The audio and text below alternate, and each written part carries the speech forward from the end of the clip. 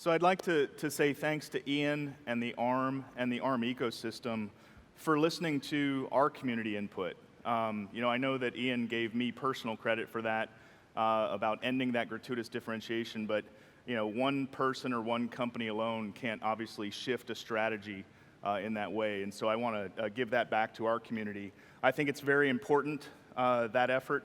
I've gotten a lot of questions, especially over the last few days, about the health of the ARM server ecosystem, and I hope that Ian's talk helped to answer a lot of those questions. One of the things that's interesting about that is there's always been, historically, a pretty huge divide between what humans can envision as possible and what we are actually able to accomplish. And I think that a lot of the reason for that divide is because we typically, in the past, have kind of worked on those problems separately, as opposed to together. And a lot of the times that we're working separately, we're focused on kind of that gratuitous differentiation instead of the innovation that's possible.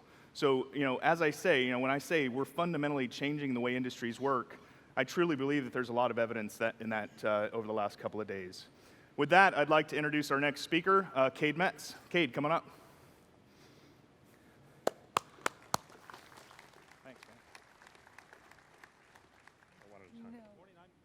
He's going to start your name. And I'd like to introduce two giants of the tech industry. Marc Andreessen, who was the co-founder of the Mosaic web browser and Netscape. Hey, buddy. He's now with the Silicon Valley venture capital firm Andreessen Horowitz. And also, Andy Bechtolsheim, who was one of the co-founders of Sun, and is now with a networking firm called Arista. Marc and I were talking backstage. There's a certain irony here. Marc is famous in recent years as saying that software is eating the world, and yet here he is speaking at a hardware conference. Mm-hmm. But in fact, that makes perfect sense, does it not? I think so. I think so for two reasons. One is, I think that a lot of what is being discussed here and around this project was made possible by software. And so in particular, innovation around open source, in particular kind of the sledgehammer effect that Linux has had on the market makes possible a lot of what we're all talking about with what's happening with hardware now.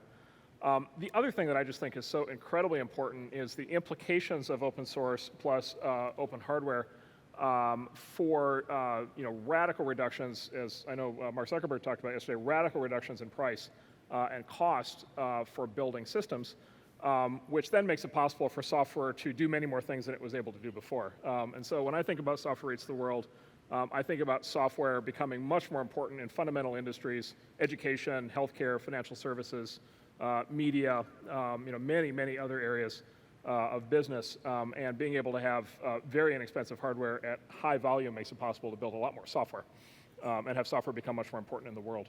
So to take that cycle even further, what that does, in driving down the cost of hardware, that feeds this new breed of cloud services, right, which allows me, if I'm a startup, to get off the ground so much easier, right? I don't have to buy hardware. I don't have to buy servers and storage gear and networking gear. So you think that the future are these cloud services, and that the data center, so to speak, is dead, at least for the smaller players. Well, so we see it every day. So we see two things every day. So one is we see, it's become a cliche, but it's absolutely true, is we see startups come in doing some sort of fundamental new software innovation, again, and often in very important areas like education or healthcare. And it's 2 or 3 or 4 kids with their laptops, and their laptops are their entire CapEx budget for the company for the first 2 years. Like, that's it. And they're deploying entirely onto cloud services. They are, by the way, their business also is running entirely on cloud. That's the other thing is, all the new companies are running entirely on systems, Salesforce.com, Box.net, Google Apps. We just backed a new company, Zenefits, which is a cloud-based service comprehensive for HR and benefits. And so these new companies can basically all run entirely on the cloud, both for their own purposes and for all the business apps that they need. So as a consequence, the amount of money required to start a new software business, is tiny in comparison to any historical precedent. $500,000 gets these companies 2 years of runway to be able to develop their product. We see it on the other side, though, with the companies that are scaling. And so I see this, Mark talked about this yesterday, I see this every time I go to a Facebook board meeting, it's like an out-of-body experience for me. Because I look at the CapEx budget at Facebook, and in one sense, it's a lot of money, because Facebook's buying a lot of hardware. On the other hand, had Facebook existed in 1999, the CapEx budget would be somewhere 50 or 100 times bigger than it is. Facebook would be spending like $100 billion a year on capital equipment, which of course is impossible, which means of course Facebook could not have existed in 1999.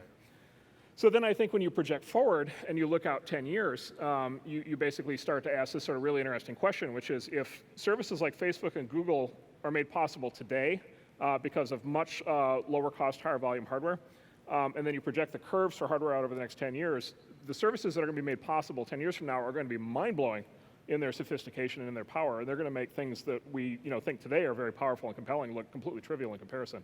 So we're entering, I think, an entirely new era for what software is going to be able to do as a direct result of what's happening in hardware.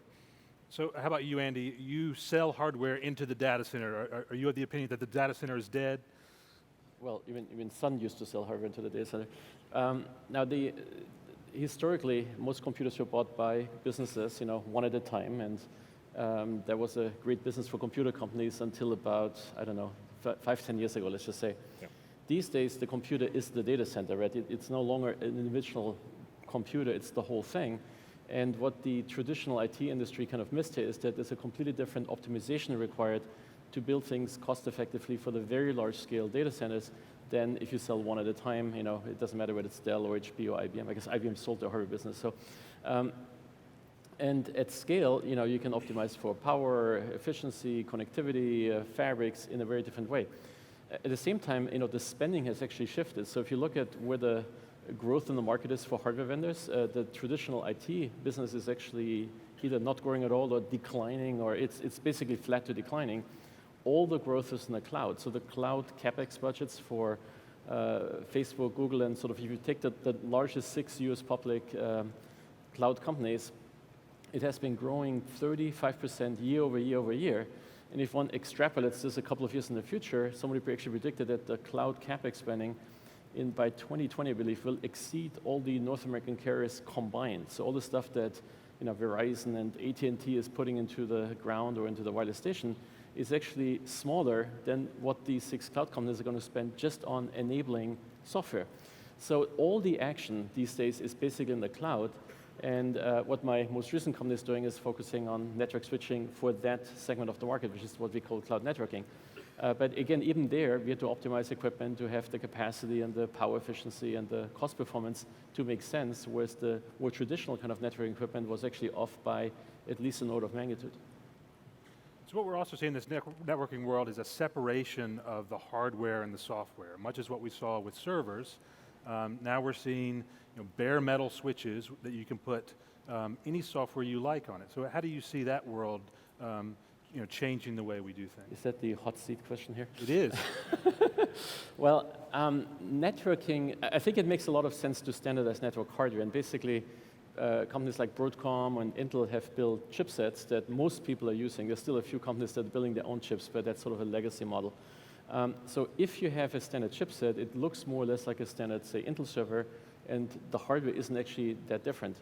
But the thing about networking is you need a software stack that actually works. So building the software stack is actually a lot harder than the hardware. And at Arista, we have this saying that hardware is easy, software is hard. And it's really true. Like 90% of our engineers are working on the software stack. It's like 400 people slaving away working on networking software. And a very, very small team is working on the hardware. So the hardware is actually not the difficult part, but it does help to standardize it for sure. Got it. And so Mark, where do you see that world going? Will we see a continued separation there? And what might that lead to down the road in the networking world? Yeah, so Andy has forgotten more about networking today than I have learned in my entire life, and so I'm going to be very cautious about how far I'll go out on the limb on this one. But I would say, we believe deeply in the structural change, and the same structural change that happened in servers happening in networking. So we have 2 companies in particular that we work with that we think are right on the leading edge of this. Nicira has now become a brand name as a consequence of having been bought by VMware, but we think Nicira is fundamental for this new generation of software-based networking, so-called software-defined networking. And we think the great rollout of software-defined networking is just starting, and it's going to have enormous implications for the networking industry. The other company we have launched actually on Monday and is here at this conference, Cumulus Networks, which of course is bringing Linux into the switch, and launched I think to great excitement this week, including a big partnership with Dell.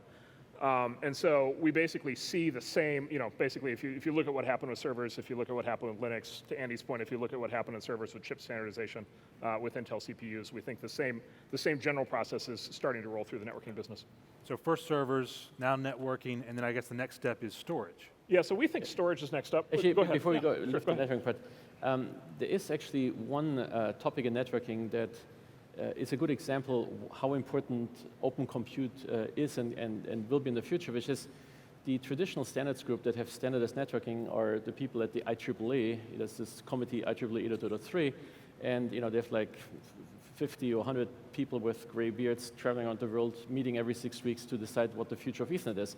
Well, the problem is they have a voting rule where unless 70% of the people at the meeting vote for something, there's no change. So they've been trying to standardize on cheaper optics now for the last 2+ years. They had dozens of meetings, and in the end, they could not make a vote because nobody had the 70% majority for any one of the proposals that were presented. So this is an example where a standards group has failed their own objective, which is to deliver the next standard to make things cheaper.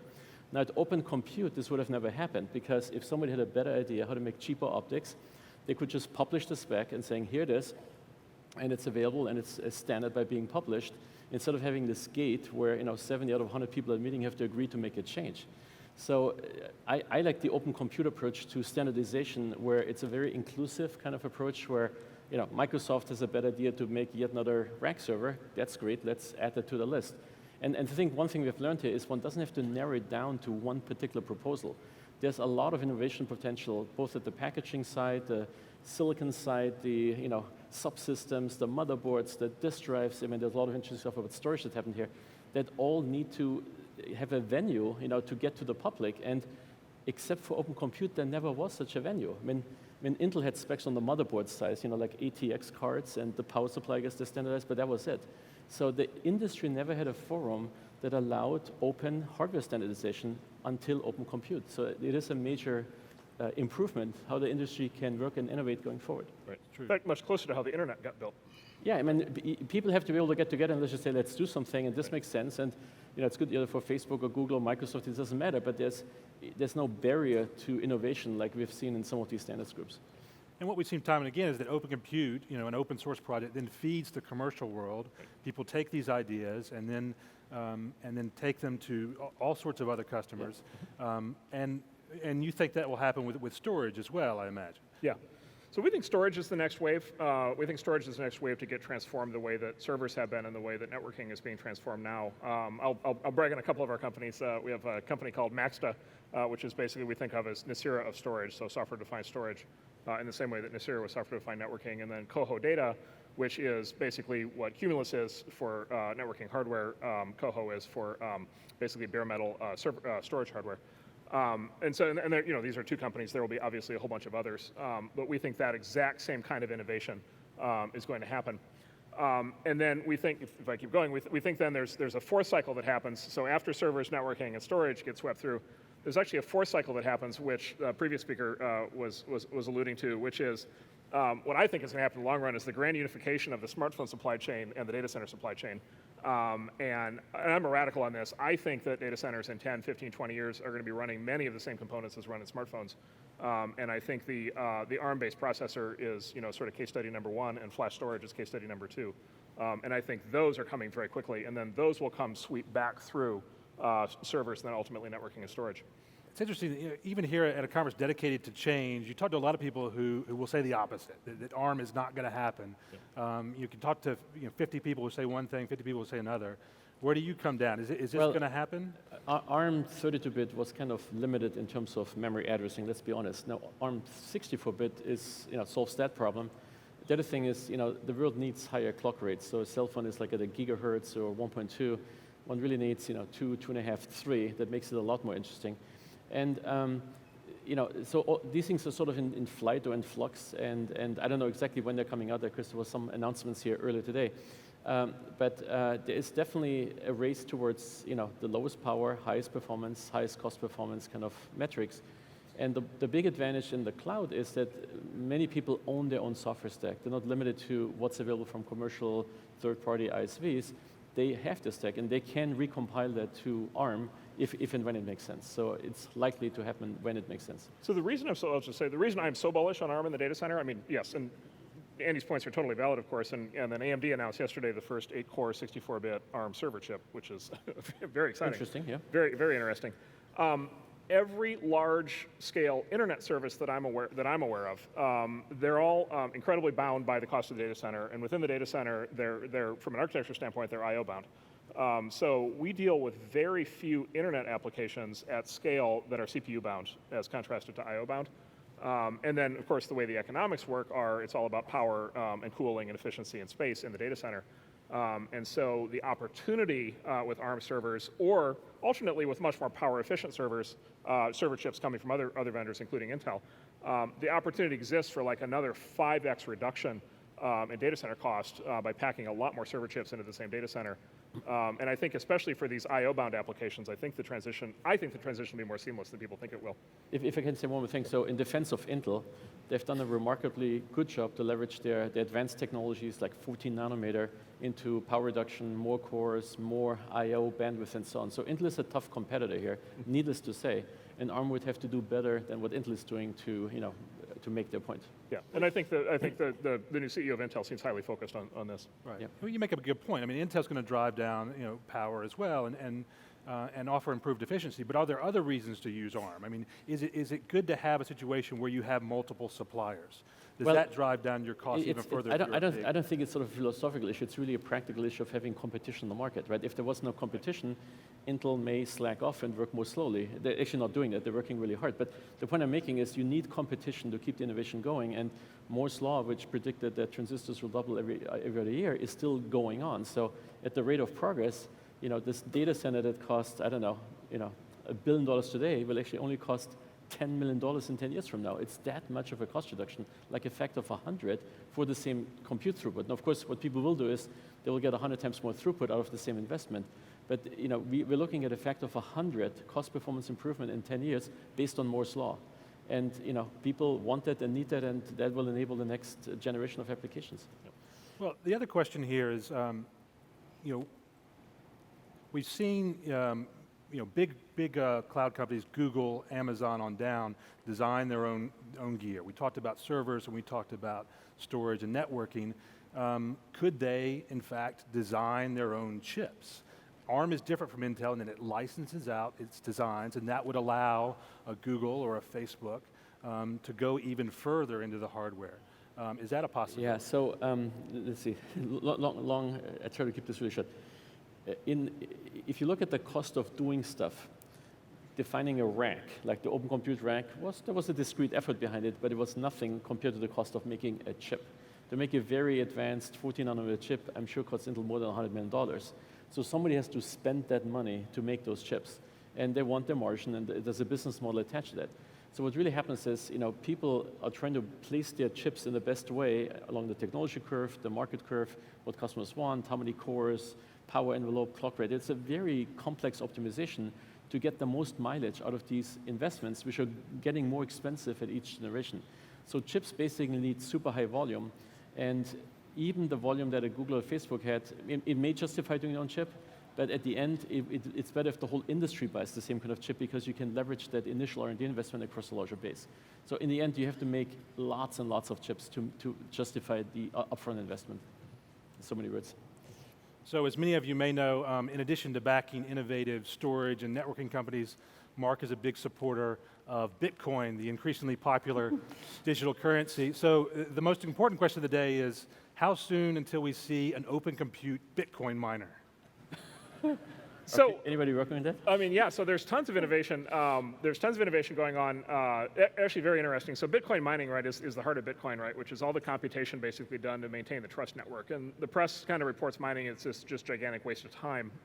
But in reality, it's all the proof of work computation that actually makes the distributed trust network work. And in the long run, I think there's really good reasons now to kind of project forward and say in the long run, distributed mining systems like Bitcoin.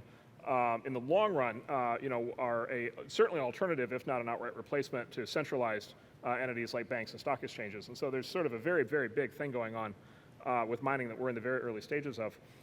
There's a ton of work going into optimizing Bitcoin mining, which is very straightforward formulas. The cheaper you can do it, the more money you make.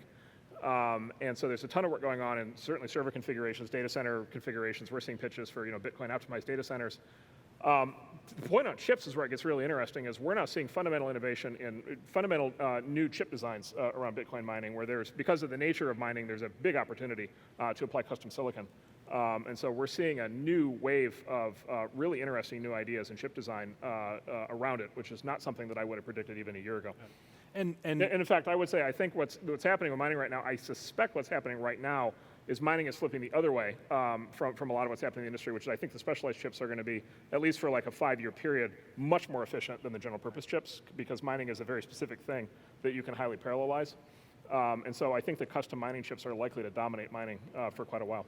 And in your mind, and the mind of many others, this is not a niche market. I mean, the Bitcoin is analogous to the internet 20 years ago. I mean, you think that this is going to be the way we do things financially. And so the possibility of designing chips for Bitcoin miners, that's no small thing. Yeah, so Bitcoin's the first cryptocurrency generally. The general concept is the first thing I've described like the internet since the internet. So I've been waiting 20 years to be able to say, aha, this is like the internet, and this is the first one that I've seen. And the fundamental innovation, which is really critically important, is cryptocurrency generally, and Bitcoin specifically, are the first practical way for people to do business over the internet with no prior relationship and with no central hub, with no central broker, no central trust authority. And so you and I want to exchange money, we want to exchange title to a car or a house, we want to exchange a digital contract, we want to exchange a stock or a bond. We want to do it we've never met before, but we can do it over the internet. We can do it in a way where it's a unique digital asset. We can do it where everybody knows the exchange is taking place. We can do it where everybody knows there's no double spending. We can do it where everybody can validate the transaction. Like, that's never existed before. Like, all e-commerce and payments and everything on the internet up until now has had to run through some kind of central authority. This is the first really distributed way to do that. And so, all you really need to do is add up number of people in the world times the number of transactions per year that they do, and then the number of crosswise connections, and then look at just the gigantic range of industries that exist today in kind of legacy form to support all those transactions, and say, okay, now there is a better internet-based way to do all these things. It seems like a very, very, very big opportunity. And so, therefore, as a consequence, the amount of hardware that's going to get put behind it and the amount of innovation that's going to get put behind it is going to be gigantic. So all you hardware makers out there, that's your homework for next year: open compute Bitcoin miners. But more importantly, it would enable a whole new set of software applications that would use this infrastructure to sell things or transact things. Yeah, we'll be sitting here, I'm quite confident we'll be sitting here in 5 or 10 years, and this is how contracts will be done, and this is how, even digital keys, right? Even services like Airbnb, I'm quite convinced in 5 years it's going to be, you use Bitcoin to send the key back and forth to be able to get into the house. Or ride-sharing services like Lyft, to be able to share cars. Kind of applications all the way down to the level of individual lock and all the way up to things like stock exchanges and banks. Fantastic. Well, thanks for coming. Appreciate it. Thanks, everybody.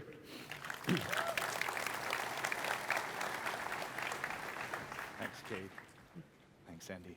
Great. Thanks for being here, man.